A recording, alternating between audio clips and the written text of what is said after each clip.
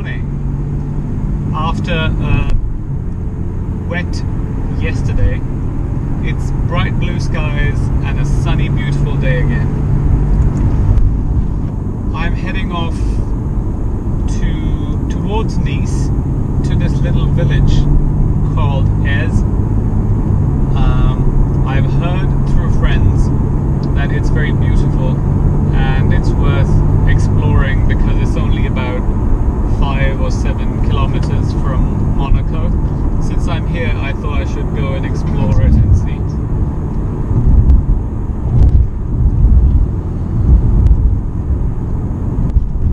So I think that if you're visiting Monaco, maybe 2 nights and 3 days is sufficient. I think 4 nights, as I thought it would be good, is too much perhaps. Please keep right. Because Monaco is so small that Now keep right. run out of things to do. So yesterday I walked through the whole of the town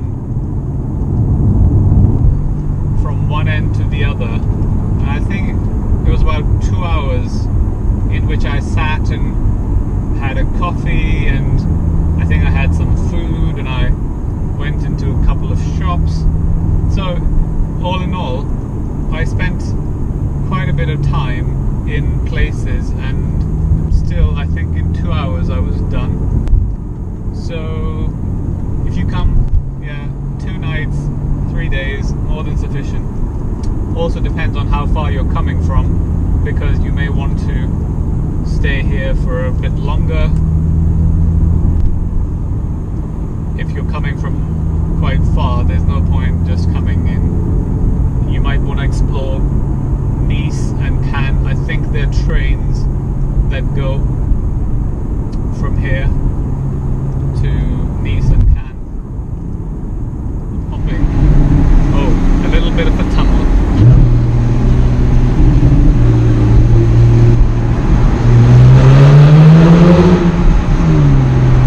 That was nice. So one of you was asking me if I had booked all the hotels in advance. So the answer to that is, watch my other videos. I don't have a plan. I'm not going around with an itinerary and going to places specifically. It's just wherever my mood takes me, I go. And therefore it's not easy to book hotels in advance when you don't know where you're going. I don't like plans chalked out for me, because in case I get bored in one place, then I can't go to the next. The hotel in Monaco, as I was heading from Geneva, I booked it on that day, and I booked it for 4 nights because I thought I was going to spend a lot of time here, which I did, and it was nice because I absolutely loved the place and it was very relaxing.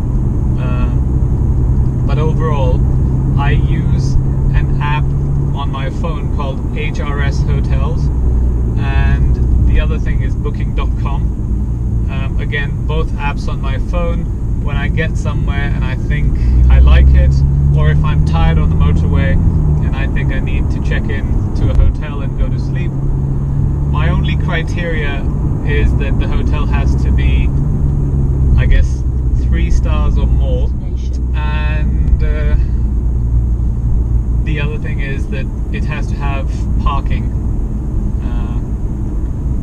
That's kind of my criteria. So you can put filters on the app and it will find something specific that you're looking for, but otherwise, I go with the flow.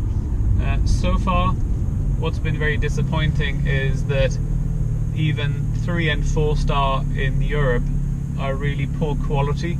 In England, 3 star is a good hotel, whereas over here it's been a bit disastrous. In Geneva, I was staying in a 4-star hotel and it was fairly awful. You have reached your destination.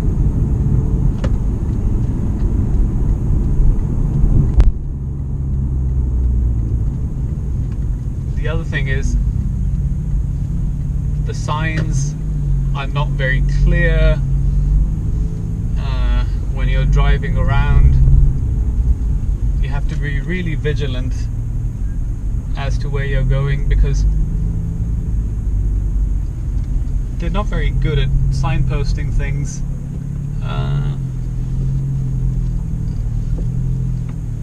Or even parking for that matter.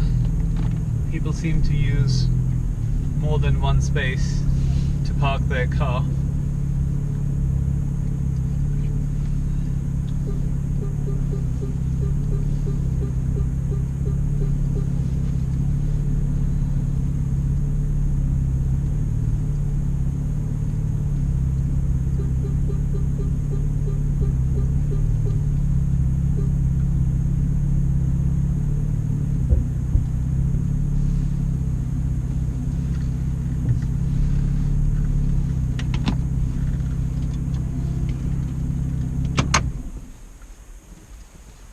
A few things to keep in mind about Monaco, Monte Carlo, is that it's very pricey and the quality isn't that great for food and things, because this hotel that I was staying in didn't have a restaurant, and they provided breakfast, which you could order to your room or go down and have the breakfast downstairs.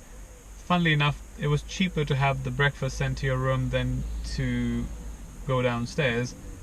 It was basic continental breakfast. I only like a croissant and a coffee, so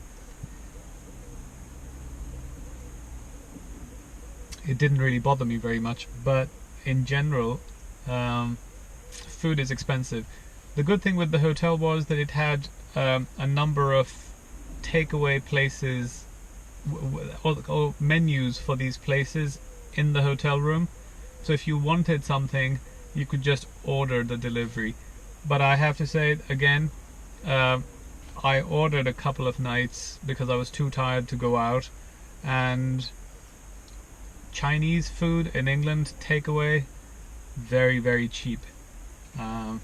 Over here it was 23-24 euros for one dish delivered, so very pricey. I think we probably pay that for 3-4 dishes in England to be delivered, so it's expensive. But I guess if you're visiting Monaco,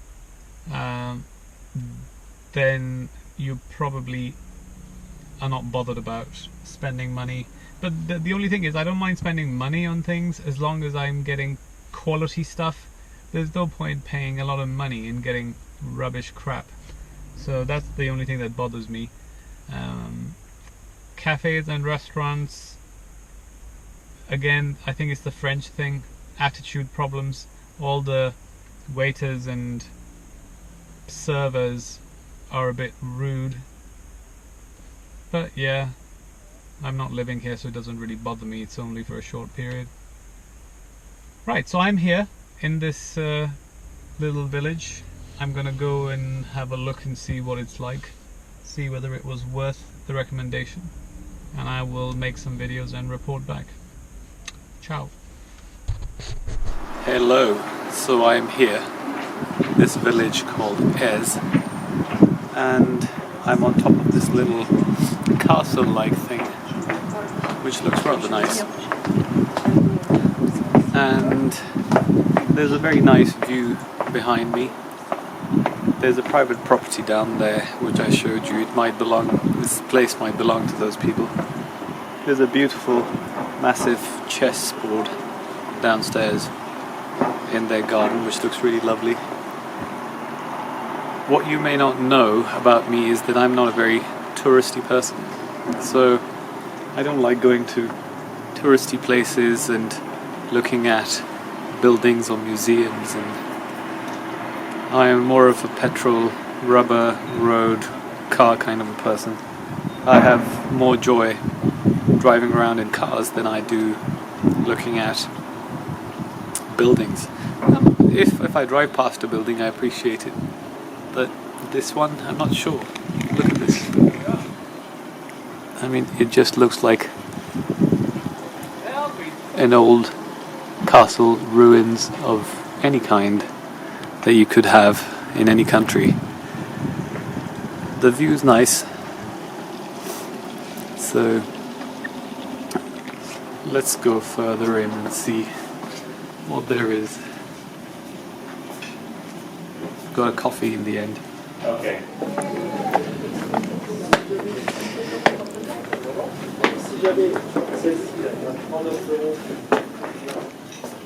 As you can tell, I'm very unfit since I drive everywhere. It's hard to climb a few stairs and I get tired. Gosh, it's bad. When I get back to London, I'm going to do some exercise. I've put on so much weight as well. I think if you want to explore or look at something like this, go to Mont Saint-Michel in France. Much better. It's worth the climbing of the stairs and exploring the place.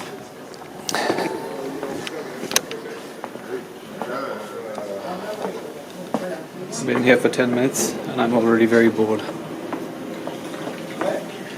I need to go find some open roads and drive instead of climbing stairs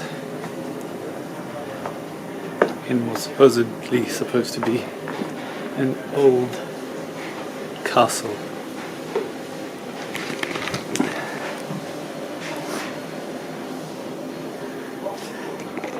Okay, stop somewhere for 5 minutes to finish my coffee and then we'll go. So whenever I'm in museums and other touristy places with friends who want to see stuff, I'm usually looking for the exit and wondering how long it will be before this is all done. Some of you will think I'm very uncultured and uncouth, but I don't have any interest in a lot of these things. I like countryside, nature. Sometimes it's nice to look at some historic places, but once you've seen 80 different cities around the world, most of these things start looking similar, or they remind you of something you've already seen. I'm not bragging that I've been to 80 cities around the world. Some of it was for work and some of it was for holidays, and I was just lucky to have traveled so much, but I don't know whether it's worth doing it so much. I don't know. It's just different strokes for different folks. My ideas and views are just mine. They're not applicable to anyone else. There's like a little tunnel, like a cave on the side of this hill. I didn't go all the way to the top. Couldn't be bothered, but I'll show you from here.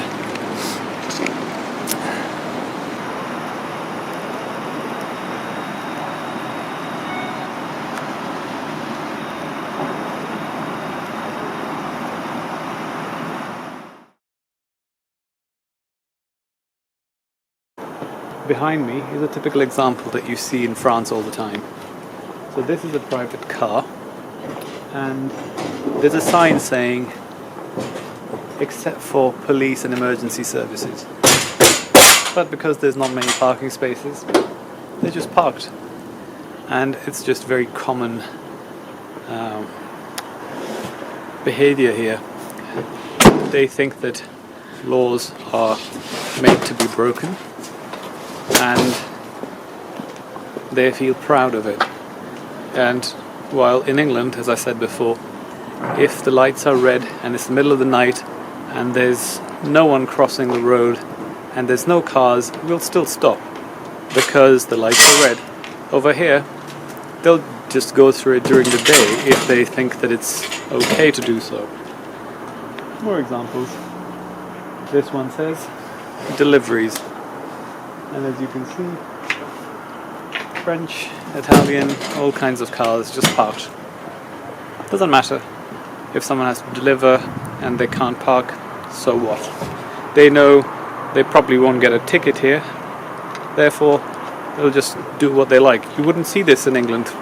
Very rarely. Yes, there are people in England as well who do stuff like that, but the vast majority doesn't. We are, I think, cultured and civilized in a different way. I think people in England are inherently good. They hold doors and say thank you and please, and they're polite. So I thought I should give you a little bit of my view on Brexit. I think we should all be united. Oh my god, my arm hurts. So I think we should all be part of the EU. We should be united, but I don't think we should be governed by the same laws and expected to do exactly the same things, because we're different countries and different cultures and different languages. You can't combine everything into one,